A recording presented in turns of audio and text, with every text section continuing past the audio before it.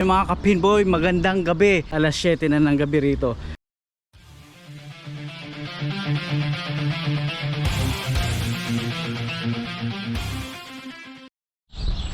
Yo, what's up mga kapinboy? Pupunta tayong Pack and Save dahil nakisuyo si kuya, yung may-ari ng bahay, na bumili ng mga prutas at saka gulay. Yun, isasabay ko na rin yung pagbili ko ng ulam para bukas ng tanghali. Ayun mga kapinboy, magandang gabi mga kapinboy.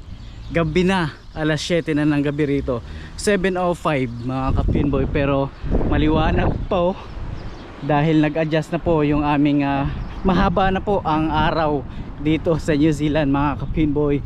So ayun, tingnan mo naman parang kita pa yung sinag ng araw sa ulap ayun mga kapinboy, alas 7 na ng gabi. Kung nakikita nyo, 7:05 na, pero maliwanag na maliwanag pa ang kalangitan. Maliwanag na maliwanag pa dito sa Weymouth Road. Tawid tayo habang walang sasakyan. Inutusan ako ni kuya na bumili na ang kanyang pinabibiling mga prutas tsaka gulay. Sakto dahil bibili rin ako ng ulam ko para bukas. Bala kong bumili ng talong at itlog. Malamig malamig. Grabe alas 7 ng gabi mga kapinboy. Weymouth Road. Kita mo naman, pero parang ang taas pa ng araw. Kita pa yung sinag punta tayo dun sa Pack and Save at daan tayo ng Weymouth Road. Daan tayo ng tunnel. Uy, nga pala kahapon sobrang saya ng ating pamamasyal sa City Center, New Zealand. Sa City Center kahapon, wow, napainom tayo doon mga kapinboy. Nakapag-shot tayo doon ng tatlong bote ng Heineken. Nakapag-shot tayo doon mga kapinboy. Ang ganda ng view nung pinestuhan natin kasi third floor yun. So ang saya, nakapaglaro tayo ng bowling ng libre kasi may 2 lanes doon. Yun, para sa mga customer, free bowling tayo. Pagkatapos mong kumain, pagkatapos mong mag-shot, pwede ka rin maglaro. Galing, enjoy, di ba? Naka 3 games ako doon. Sulit. Kaya lang yung lanes nila maiksi, junior size, pang lang, hindi siya standard. Pero pwede na, enjoy automatic scoring mga kapinboy. Time check 7:08. Ayan, punta natin yung Pack and Save at dadaan tayo dito sa tunnel. Hinihingal ako, konti lang ang tinakbo ko. Oh my goodness mga kapinboy, nandito na tayo, Glendon Roundabout. Yan, punta doon yung The Warehouse, tapos katabi ng Pack and Save. Grabe yung natin kahapon talaga. Ang sarap mamasyal, uulitin ko yun paminsan-minsan lang. Dito na ako sa tunnel. Karamihan ng day off dito ng mga kakilala natin ay Sabado Linggo. Karamihan sa mga walang pasok dito Sabado Linggo, kaya wala, solo flight tayo. May bus doon 362 yan. Doon kasi yung sa amin pag dumiretso doon 361, pag umikot ay 361 pala, sorry, 361 pambihira. 361 pala, puntang Great South Road na pala yun. Pambihira naman, lamig. Nag-adjust na talaga yung rito, oras. Alas 7 G's ng gabi. Punta tayong pack and save.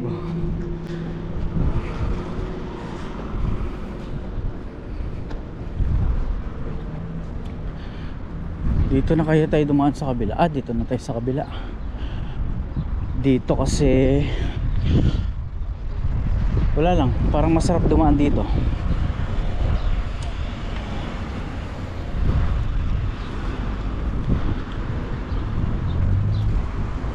Dadaanan natin warehouse, the warehouse. Tapos tumpukin na kaagad natin ang pack and save. Saglit lang tayo doon, bilhin lang natin yung pinabibili ni Kuya. Sabay ko yung aking pamimili ng ulam.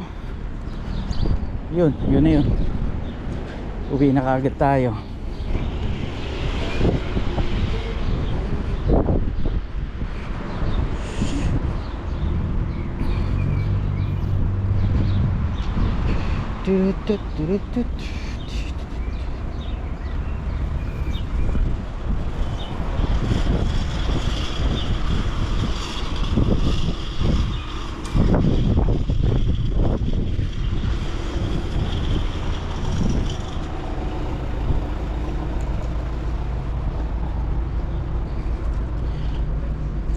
McDonald's dun.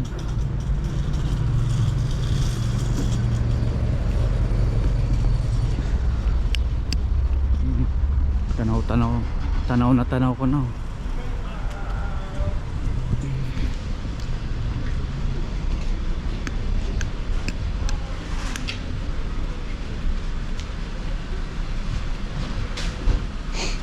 Apat na items yung pinabibili ni Kuya.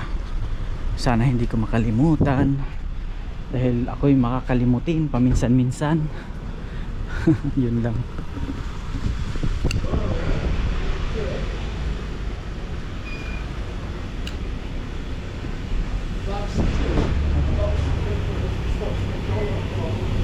Hindi tayo sa kabila.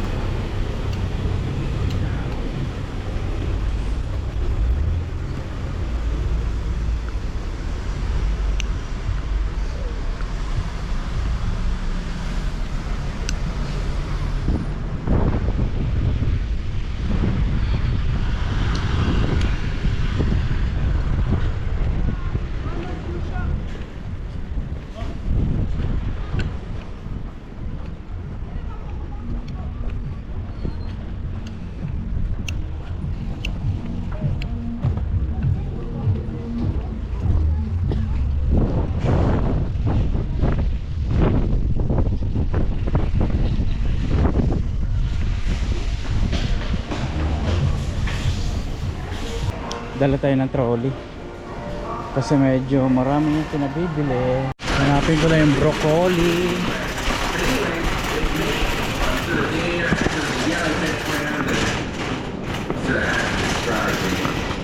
Anyway, come and follow me at Instinct Man. See you there. Ito ang broccoli.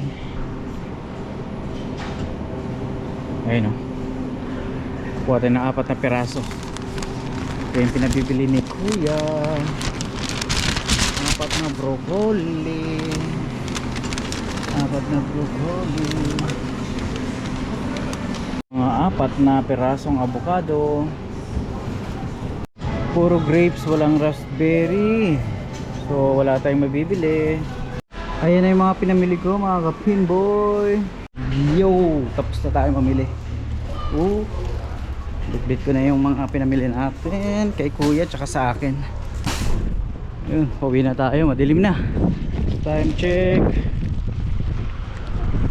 8:45, 7:45. Ayan, talaga madilim na. Pero kanina alas 7 maliwanag po. Maliwanag pa mga ka-pinboy. Kanina pag alis natin. Ayun, ayos. Check nga natin yung wallet ko. Baka naiwanan. Andito. Ay, ang lamig. Ang lamig. Sarado lang natin to at malaglagan tayo ng wallet. Naku, hindi tayo nakataya ng loto. Alas 7 lang pala doon. Alas 7 ang umalis tayo ng bahay, alas 7. Wala Kuya, pasensya ka na. kita na tayo ng loto mo. Nako, yun lang, 7 na eh. Tapos ano pa ba, yung raspberry niya hindi rin ako nakabili kasi alaos, walang display, walang tinda, out of stock daw sabi ng security. Uwi na tayo.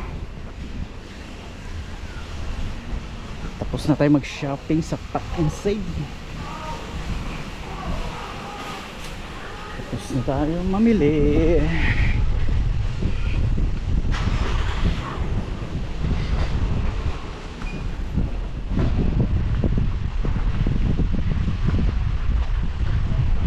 Gugutom na ako pagdating ko doon. Chichibog na tayo. At tayo ay mag-e-edit pa sa ating mga vlog. Ayan, yan ang ating libangan dito sa New Zealand, diba? Kaysa magmukmok at walang ginagawa, mag video sa araw-araw na buhay ni Pinboy. Alright, uwi na. Madilim na sa tunnel. Madilim na dito sa tunnel. At walang ilaw yung ibang tunnel. Isa lang yata may ilaw yung malapit dun sa amin.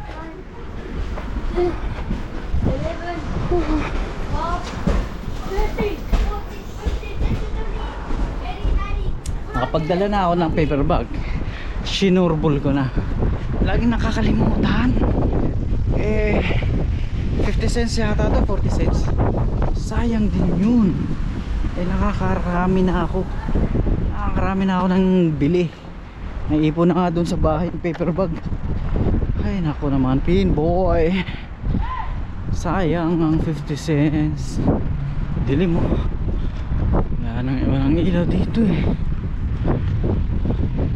Pero ano naman, okay naman kasi paglagpas ko dito may ilaw naman dun.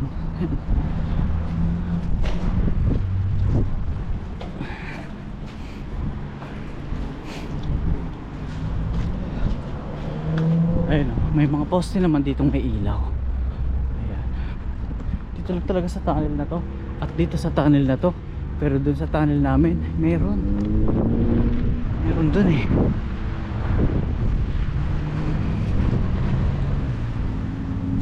Parang naka-aircon ngayon eh. Parang naka-aircon kami ngayon at malamig. Malamig. Ang ganda ng galaw ng puno.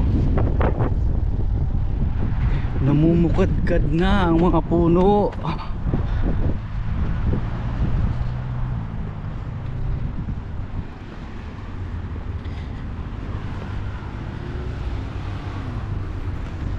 Ayos. Ayos na ayos. Ito may ilaw. May dalawang ilaw dito.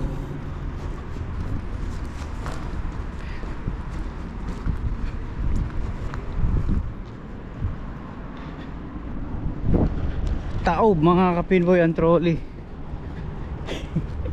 May nagtaob. Natin pa kaya baka galitan tayo dyan. Hayaan natin. Nandito na tayo. Konting lakad na lang. Nasa Weymouth Road na naman tayo. Yun, puntahan lang natin ang stoplight. At tayo ay tatawid.